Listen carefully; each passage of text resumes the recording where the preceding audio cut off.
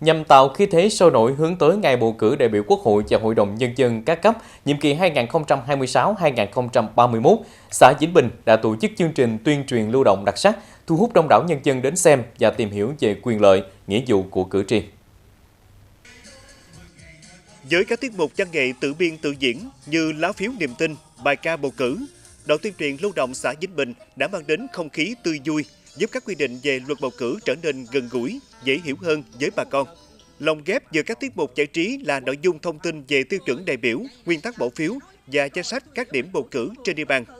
Ngoài ra, chương trình còn mang đến màn ảo thuật vui nhộn đã tạo điểm nhấn thú vị, thu hút sự chú ý của mọi lứa tuổi. Đây là hoạt động văn hóa gắn với công tác vận động cử tri địa phương tích cực tham gia đi bầu vào Chủ nhật ngày 15 tháng 3 tới đây, để lựa chọn những đại biểu xứng đáng đại diện cho ý chí và nguyện vọng của nhân dân.